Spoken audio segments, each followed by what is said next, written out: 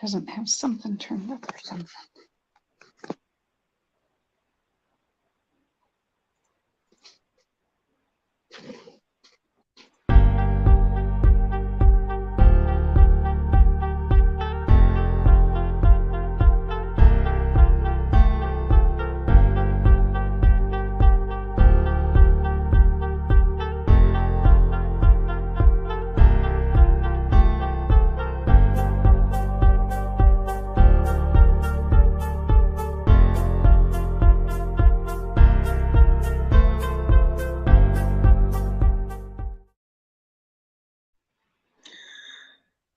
Hello, everyone.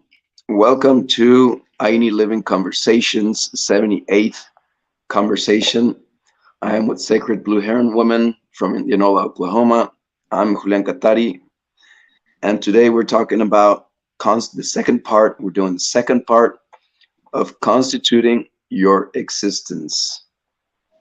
On the first part, we've been listening to beautiful, not just beautiful, but completely fulfilling stories about the creation and how that constitutes, how the mind constitutes our existence, and how wisdom and knowledge constitutes our existence. And so today we're going to have the second part on this.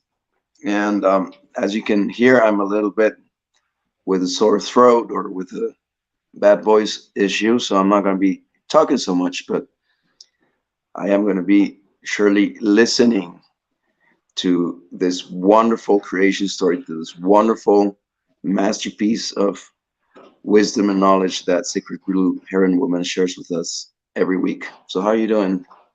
Oh, I'm doing good. Awesome. So, it's hot. I was just running around feeding, and it's hot and humid, muggy today. So I'm sweating. Yeah, same here. It's kind of warm already. Yeah. Same thing here.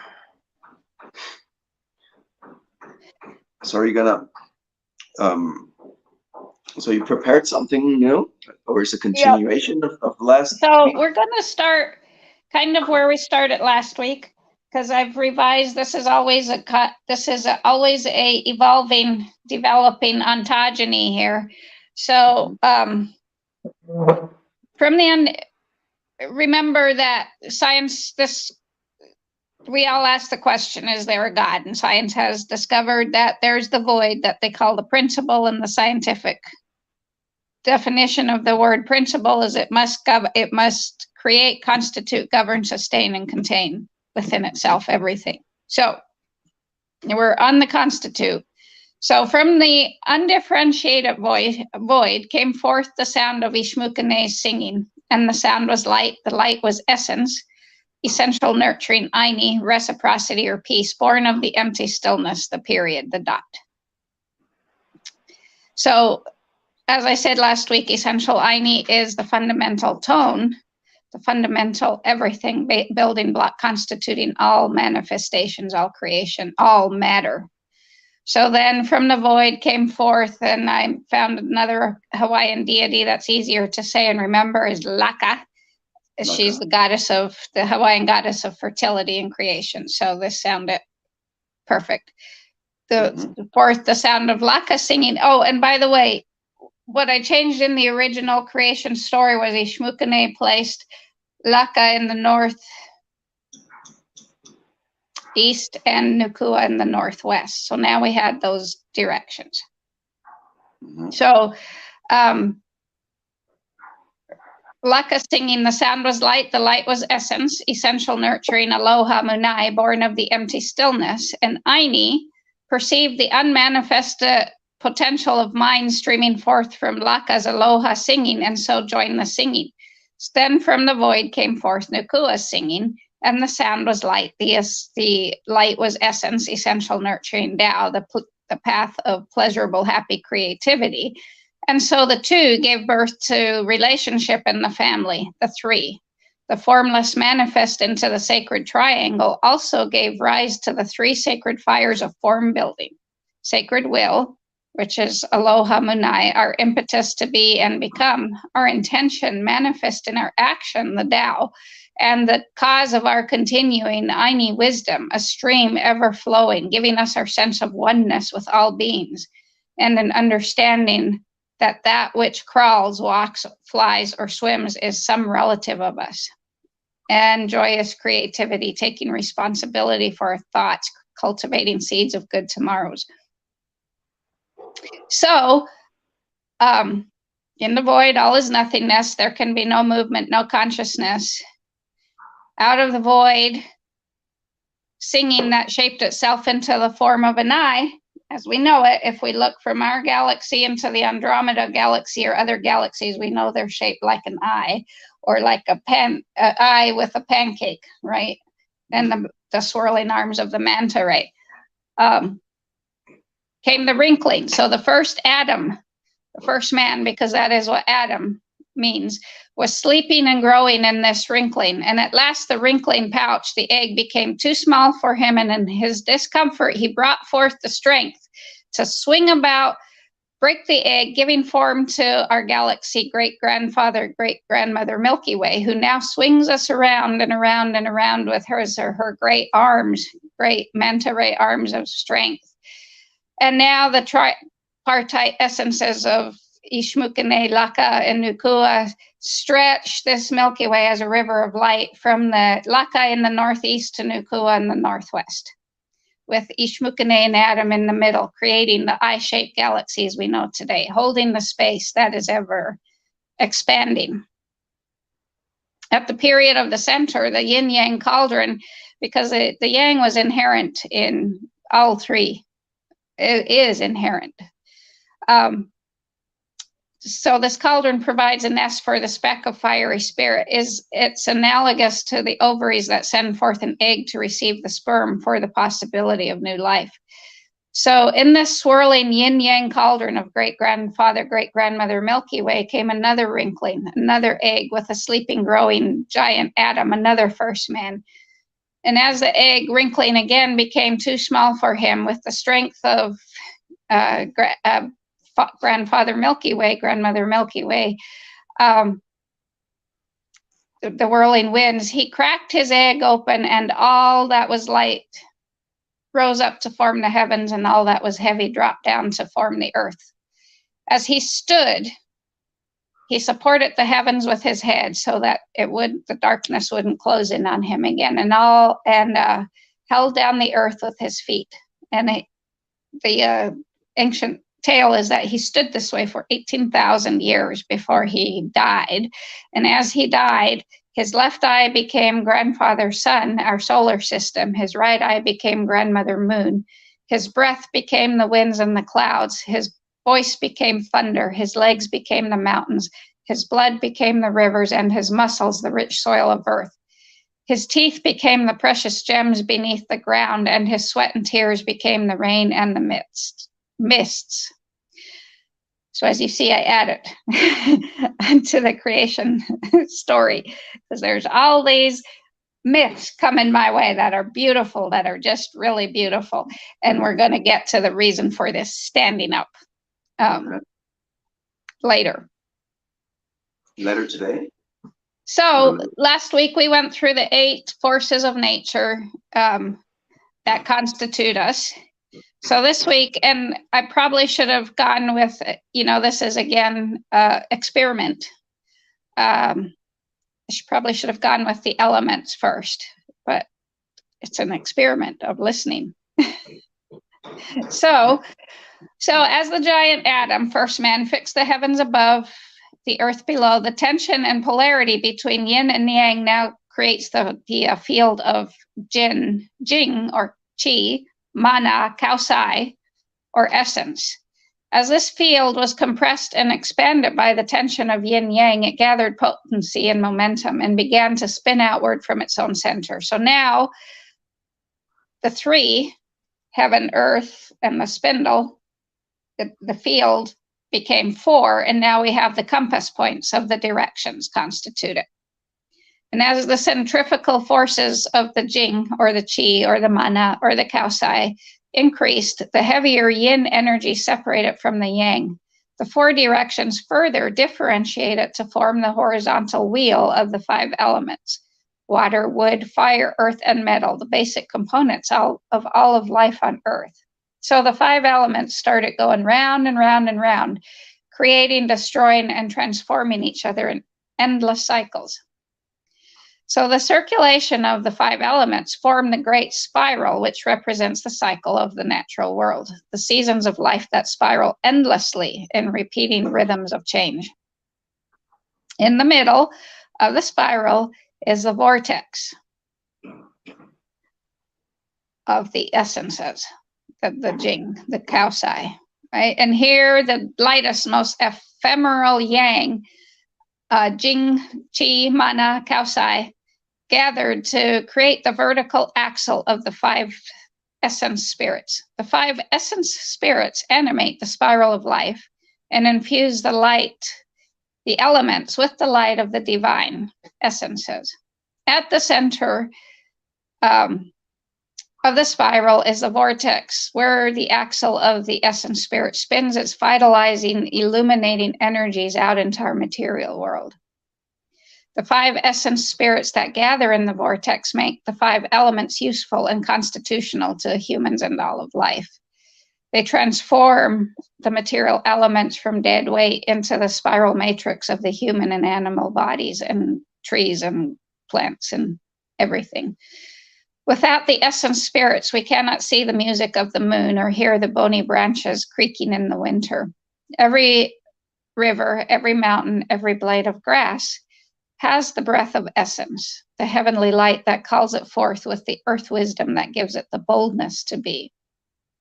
So these 5 essence spirits are bits of heavenly light that drop down into matter and take some of its weight and form. Through their contact with matter, they become moistened by the essences of the earth and move through us as a kind of a vapor or a breath. As they accumulate color, moisture, and form, they constitute our subtle body. That is neither pure spirit or pure matter. It's a mixing of the two. And this subtle breath body forms a complex pneumatic system that lifts and stabilizes the vital processes of our human organism, our body. So it is the emptiness at the center that animates the body, that turns our flesh and blood from mere dead weight into a vital living being with a soul. And these 5 essence spirits are a mythical expression of the undulating spinal column that extends from our earthbound tailbone to our heaven-bound crown of our head.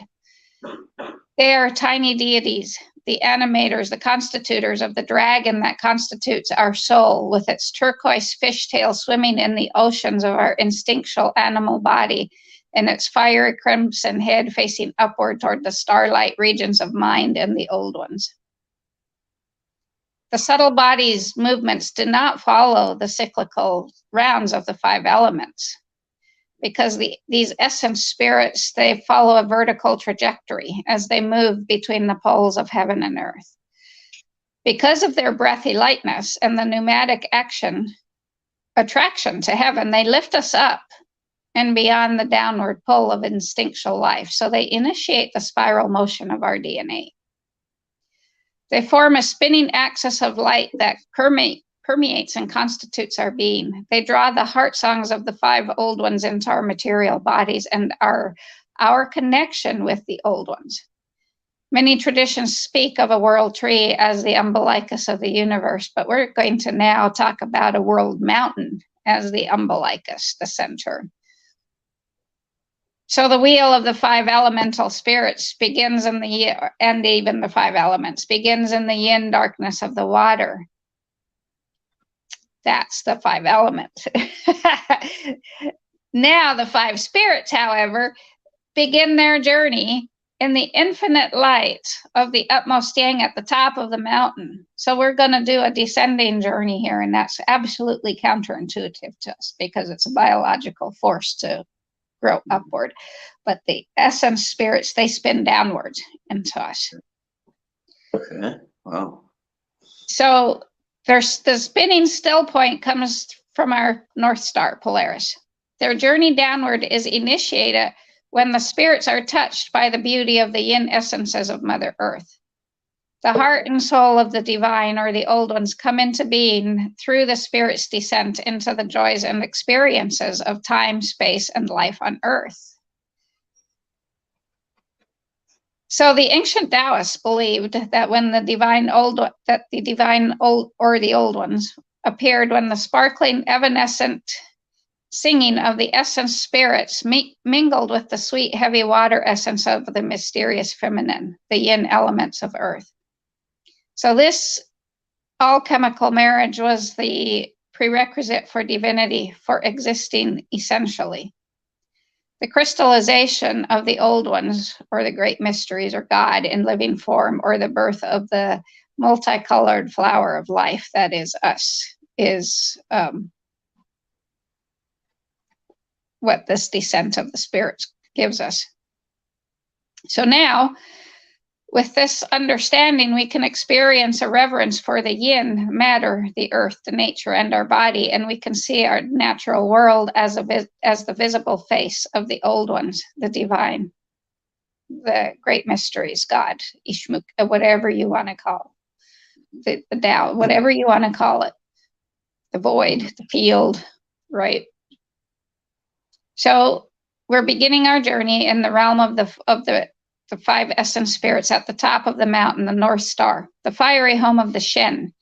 As we move downward through the terrain of the essence spirits, we will descend into the deeper strata of the body to encounter the yin essence spirits. And again, descent is counterintuitive to us. So as we fly with Eagle to see the top of the mountain, imagine the top of the mountain, its peak at Polaris, our North Star, we find the Shen spirits. They are the starlight and sunlight that stream down from the sky and illuminate all the physical mountaintops. They inhabit the realm of divine fire of Grandfather Sun and his initiatory energies of dawn in the eastern sky.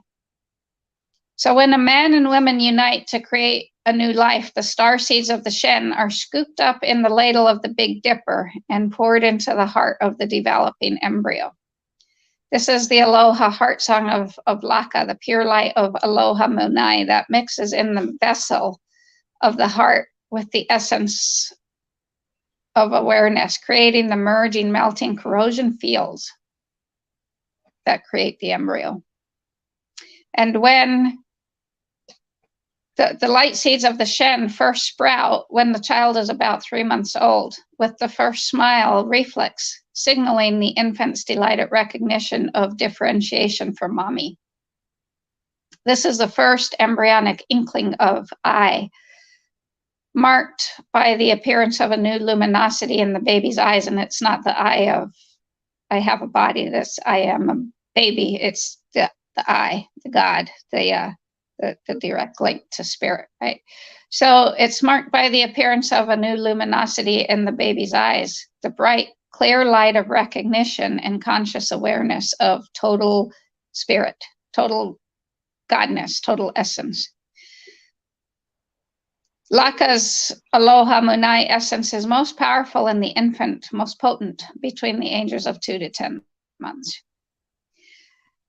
This sprouting of the Shen is the first step of differentiation, the beginning of an individual walking the path away from essential existence that eventually leads home to essential existence. Shen is the electric current of the lightning bolt.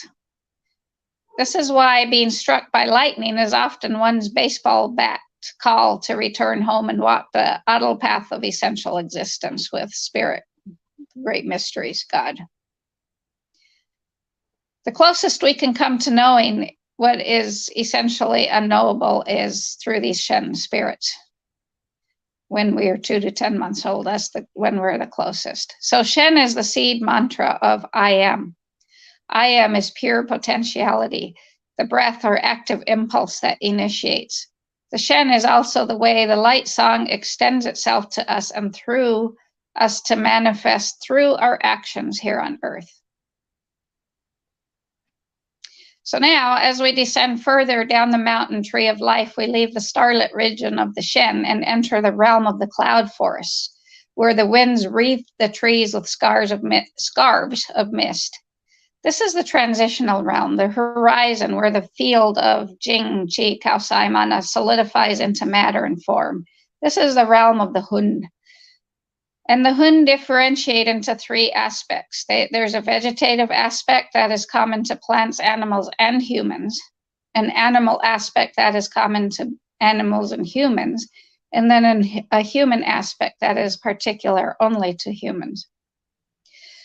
So the Hun inhabit the vaporous, ever-changing region of our dreams, visions, imagination, and are the animating agent of all mental processes.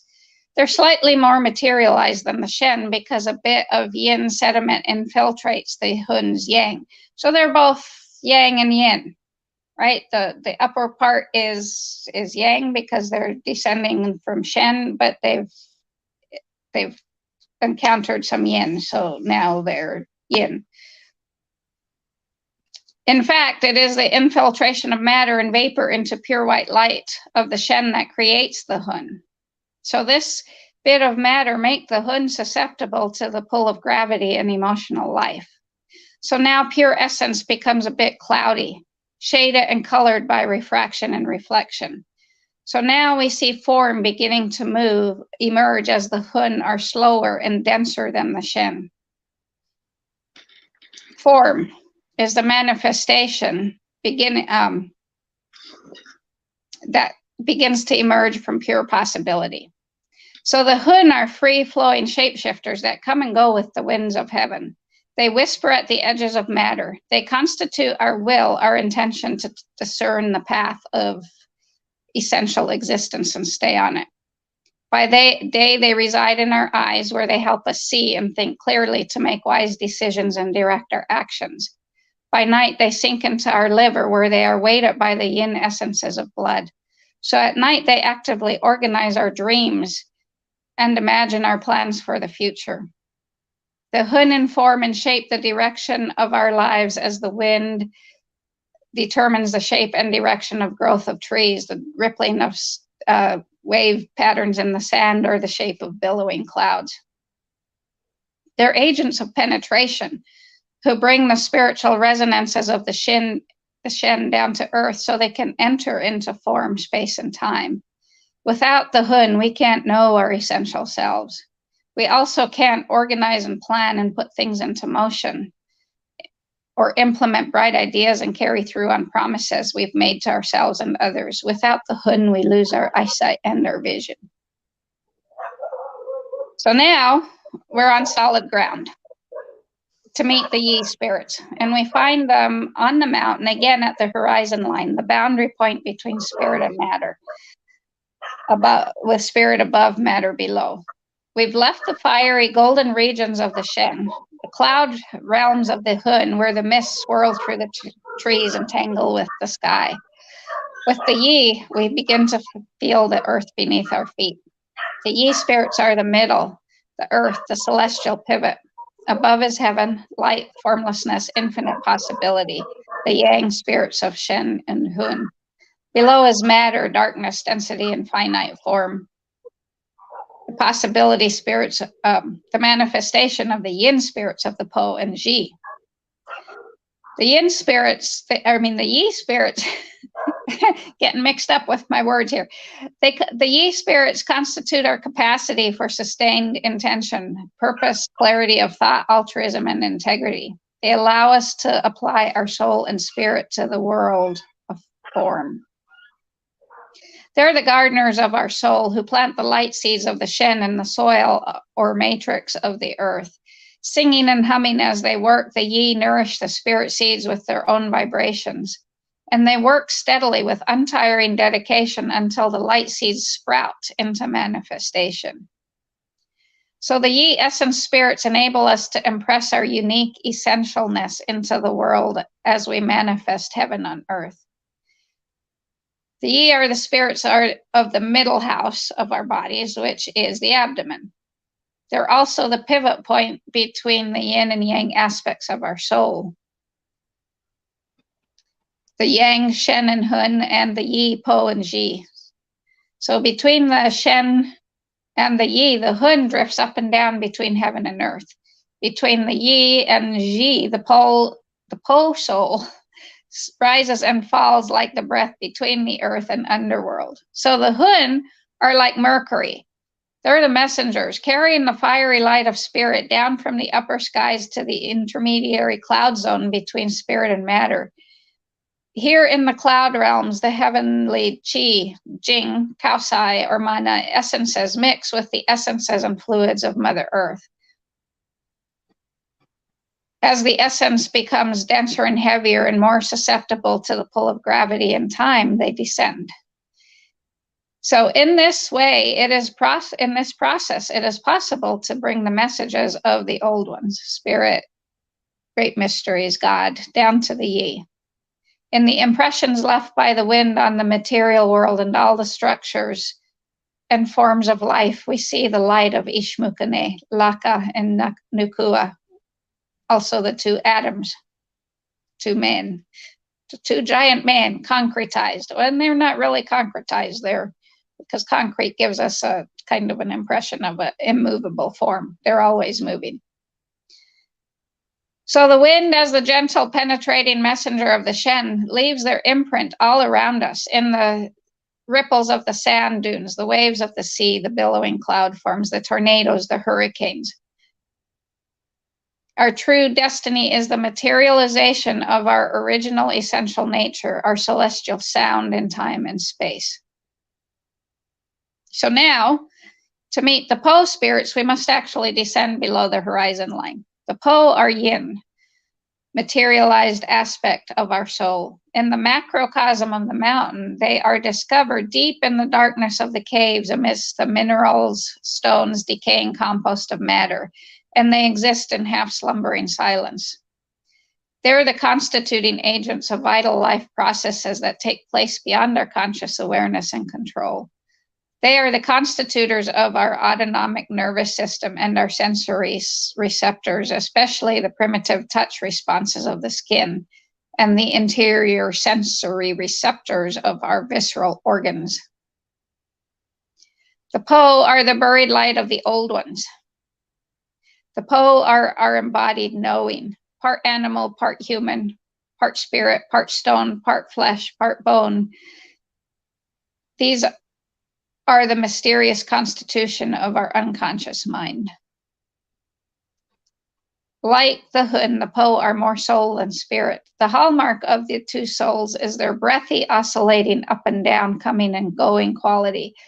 The Hun regulate the coming and going of the mind, while the Po regulate the coming and going of the essences. The Po journey from the lungs to the intestines, lifting upward with the first breath of life and dropping downward with the last. In our life, they reside in our lungs and are responsible for our involuntary vital functions such as breathing, the peristalsis action of our gut, as well as our sensation, balance, and muscular coordination. At our death, they descend with the decaying bones of the body to the underworld, where they are reincorporated into the inert structures of the earth, the stones, the crystals, the minerals of soil. So life and death, movement and inertia, lungs and colon, these are the polarities of the Po spirit. The Hun and the Po function together in Ayni as pneumatic regulators of our breath body. The Huns are activities that are lifting while the Pos are grounding. So any abstract thought, idea, fantasy, or vision we have produces a physical response in our bodies. That's the Po. Any movement of the Hun, inspiring or initiating thoughts, images, have a complementary response at the level of the Po in some neurological, muscular, or biochemical shift. When the Hun moves, the Po respond.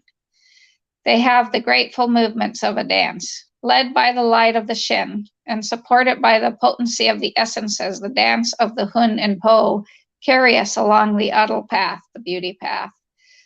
Ordinarily, the Hun lead and the Po follow. When there is dysfunction, the easy reciprocity between the two souls is disrupted, and the Po is unable to manifest the Hun's plans and visions. The Hun disconnected from the grounding influences of the Po, tend to fly up and out of the body into a whirl of useless ideas and grandiose fantasies. And then, no longer supported by the buoyant influences of the Hun, the Po succumb in their natural tendency to descend, burying themselves in the depths. They slow down, get stuck, and revert to a state of inertia. Water is the first element on the wheel of life and also the last. Water is the turning point, the end that is also the beginning. When the water wheel turns, the cycle begins, and without water, there is no turning. So the Ji are the spirit of water. As water is first and last, so are the Ji. We meet them at the bottom of the mountain, but also at the top. In the macrocosm of the mountain, the realm of the Ji is the dark caverns of the underworld, the source of the mythical rivers of fire that flow through the core of our earth. In the microcosm, our body, they reside in the most hidden parts, the unconscious, our instinctual responses of our sex organs, the biochemical intelligence of our endocrine system. And they could connect us to the part of our unconscious that draws us out of and back out of the body and back into the infinite. In the macrocosm, they're like the power of a hot spring, a geyser, or a volcano, and this energy cannot be argued with. It emerges and explodes upward in a fantastic display of potency. In the human microcosm, they are our life force, our will, and they constitute our desire to grow, exist, and live fully. They're not the ego-driven control of the Western willpower.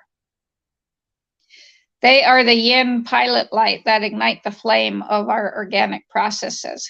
The light of the Ji can be seen in the shimmering moisture of mineral-laden caves, the roots and creatures that crawl beneath the earth. They can be seen in the luminous algae, the phosphorescent plankton that shine from the darkness of the ocean. They're the iridescent blue-green chlorophyll, the gleaming hemoglobin, the rich red marrow of the bones, the green essences of life that slither like snakes through the spring grass. And they are the realm of what we call karma. So the moment when the vibration of spirit approaches absolute stillness, darkness, and silence of death, then they're reborn, not as Shen light birds from above, but as golden light materialized in the green plants, rising up from below. So matter is nothing but a gigantic concentration of energy of these spirits. Every particle of the universe is concentrated energy. The particles combine to form atoms, and the atoms combine to form molecules that are the origin of visible matter. So matter is comprised entirely of energy. The macrocosm is formed by countless particles that are separated by immense empty spaces. So matter consists mostly of emptiness. So what gives matter its appearance of solidity? The binding forces that connect the particles in weak interactions, strong interactions, gravitational forces, and electromagnetic forces. Matter can give back energy and then reassemble new particles. Matter in a vast movement of destruction and creation called wave-corpuscle duality. It's like water transforming into steam before returning to a fluid state when the temperature lowers. So energy and matter are two aspects of the same element, and the universe is constantly making and unmaking itself. So to organize matter and energy requires the presence of information. Otherwise, the energy will remain formless. And that is yin. Information to make form. Actually, the yin received the information. And this is where, as I was writing this, I realized that last week when I was writing about the yin and yang, I knew there was something I couldn't put my finger on, that it's kind of totally backwards. I was saying that the yin is free flowing. It can't exist without the yang is the crystallization of yin energy. And I've realized that this is where our problem is. The yang, and I'm not bashing on men without a doubt. The yang has stolen the yin and tried to incorporate it. This is why men tend to be so brittle and empty, because they've stolen our essence. They've stolen it, trying to make, from the beginning of time, but not beginning of time, but from the time the patriarchy decided that they could steal the yin and incorporate it into the yang, giving all the yin components to the yang. Because as you heard, as we descend the mountain, the yang spirits, the Shen, the fire spirits, are pure energy, no matter. They're pure initiatory thought, ideas, right? That vibration. And it takes the yin to materialize the yang.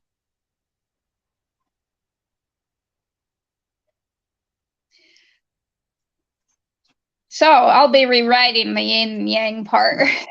and it's kind of frustrating, because everywhere I look, even in Chinese medicine, and I'm really going to try to show it as a spectrum rather, because yin is always inherent in yang and yang is always inherent in yin. So there, you can't really make a difference. But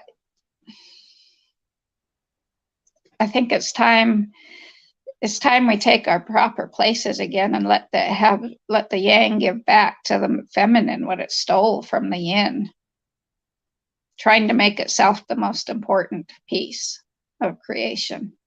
Mm-hmm. Well, it's such an information overdose that I wouldn't know where to comment on. It makes me think a lot about something I learned, that the nature of the universe is undescribable. You know that, and I even saw a meme not too long ago. I don't remember exactly the meme, but it's like language trying to describe the universe is kind of like a funny thing, right? Because it's always evolving, and it has a poetic nature to it.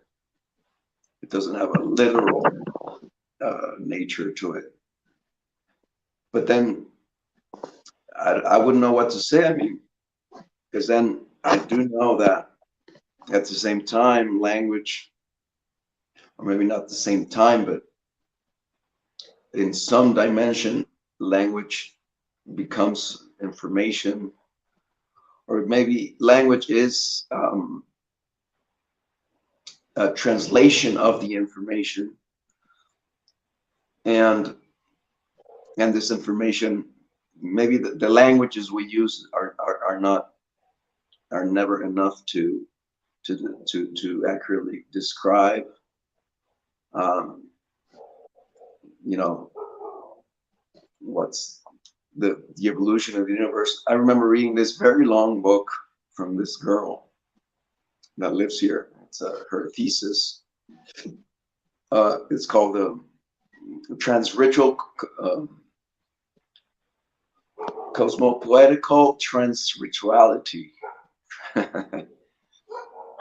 And she goes a long ways to describe that no philosophical system, no symbolical system really is enough to describe what it's trying to describe.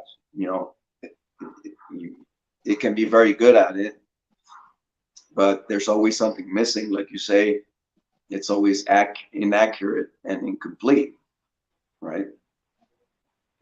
So it makes me think about that. But then it doesn't mean that we must not try to attempt to describe it and to rewrite it and to update this description.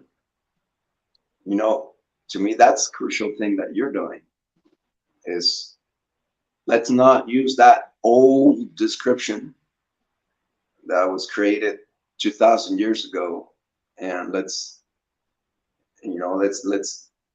use what we know now.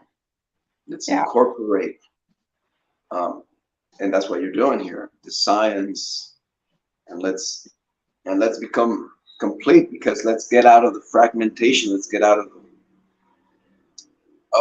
mechanical worldview. Let's get out of the dogmatic worldview, where every deterministic worldview. And let's try to describe things.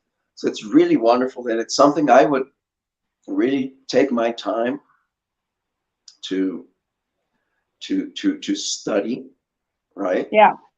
I mean, what you're producing here, this story, this information, it's something I would take my time to study. And I really like our last things we have been sharing outside of the show is, I call this a show. I don't know if that's the best word, but outside of this conversation, is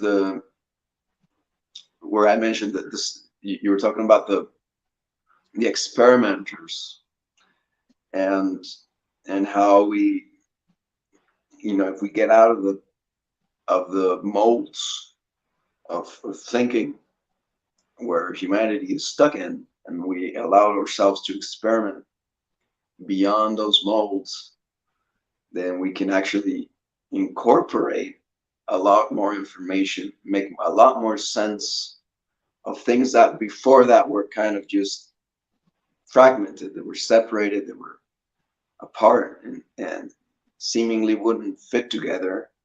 But now you can, because they wouldn't fit together because we were inside of the mold.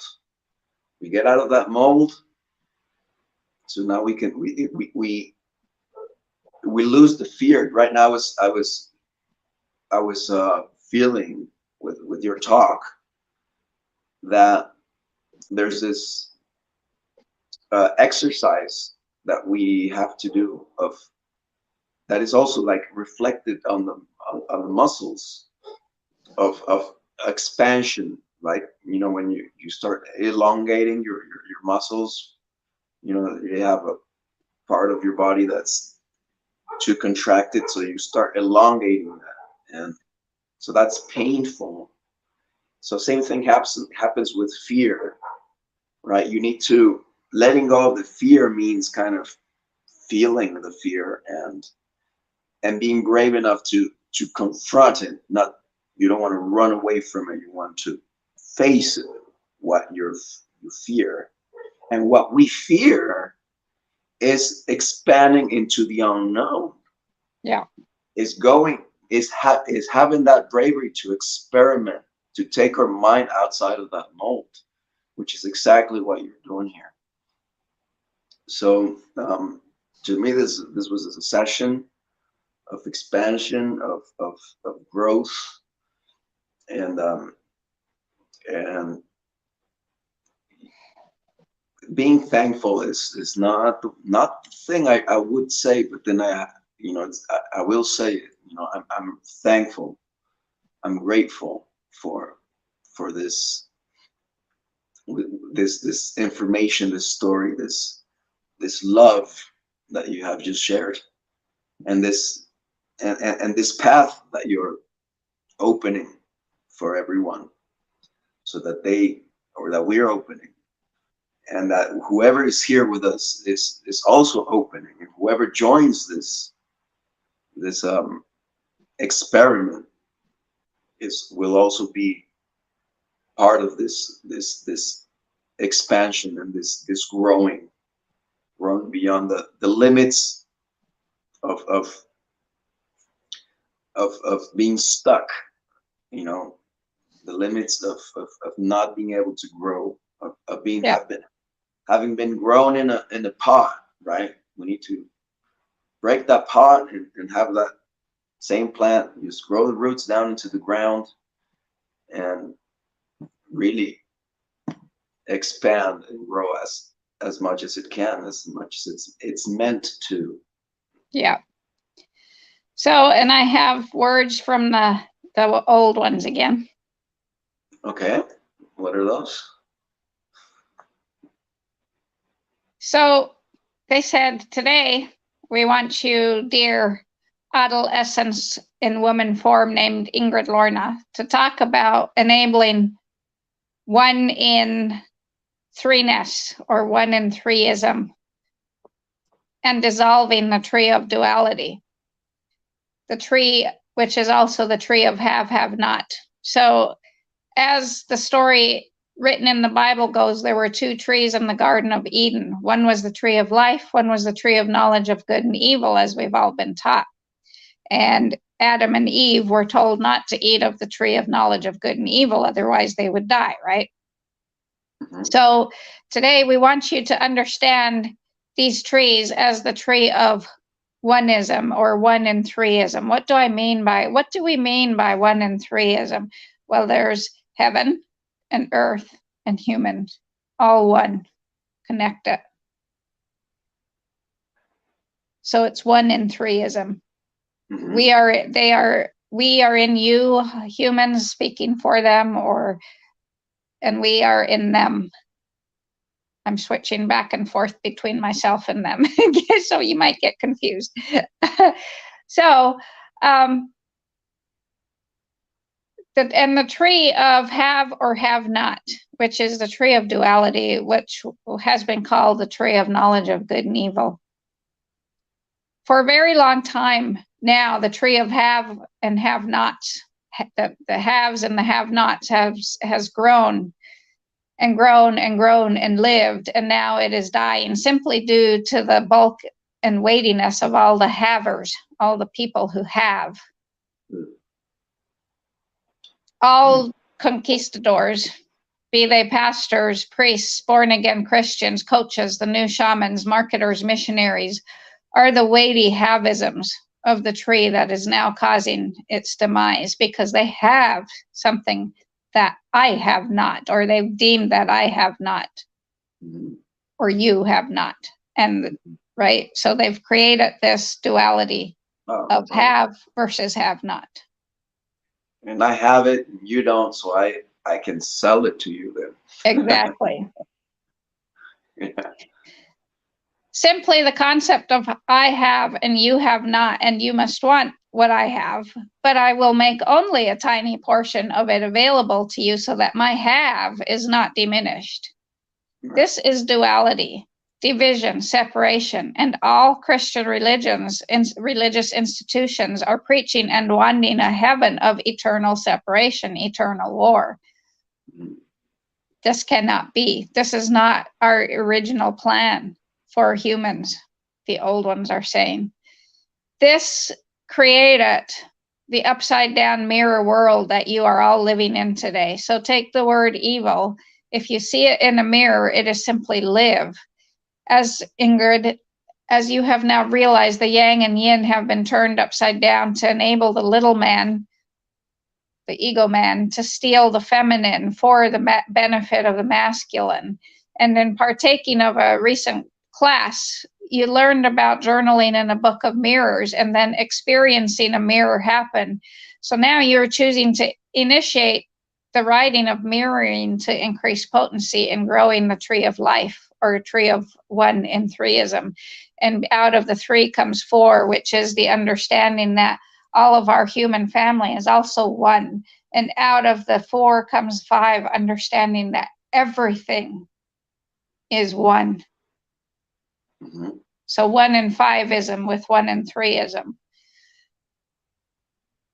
In the anatomy of an ism, we want you to know that there are two components: prejudice and the power to institutionalize. Prejudice simply means prejudging. So partaking of the tree of have or have not prejudges another human to be less than yourself. So prejudice is attitudinal and behavioral. The power to institutionalize is the power to inform, which is the power to create a form, a structure. So partaking of the tree of oneism, or one in threeism, one in fiveism, prejudges all to be one with us. The old ones, that is. So this is the purpose of your human life, to always know yourself as one with us, or one with me, God, if that's who you want to know me as, us as. After all, the word good is simply God doubled.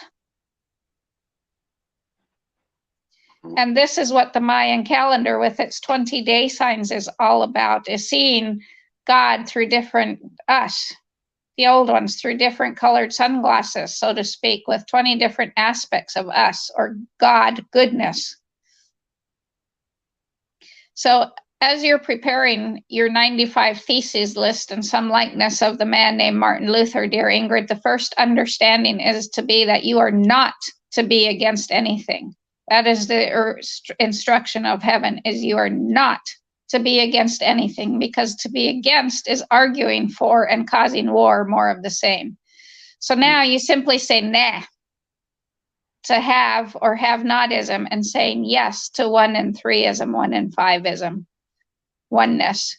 To be more clear, you are saying it is unacceptable. You are now standing up as the beggar and saying it is unacceptable that any aspect of myself, of us humans, should be so wealthy,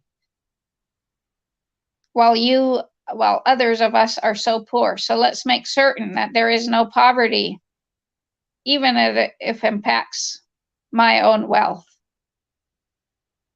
The world we old ones designed is not one in which, or is one in which everyone is loved, honored, and respected, a world in which all coexist. So many of you humans say this is not possible, while your living organism body unity consists of 50 trillion beings living, coexisting under one skin or one roof in peace. Can you imagine? 50 trillion living under one roof. And you have a hard time, humans, living with 2 under one roof. And yet in your body, there's 50 trillion living under one roof. Mm-hmm. And of course, you humans all work very hard every day to alter that state of peace, to create war inside yourself.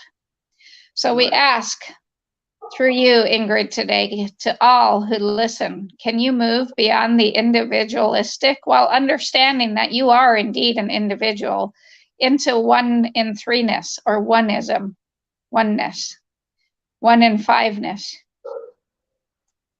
Do you have the intent to create equal accessibility to our goodness, our godness for all? Those are the questions we want to leave, the old ones want to leave us all with. And another question that came to me today from them is, how long are you willing to hurt yourself? How long are you willing to hurt others? And how long are you willing to hurt all of those yet unborn with your haves and have-nots? So we hope those questions stick in. People can really use them to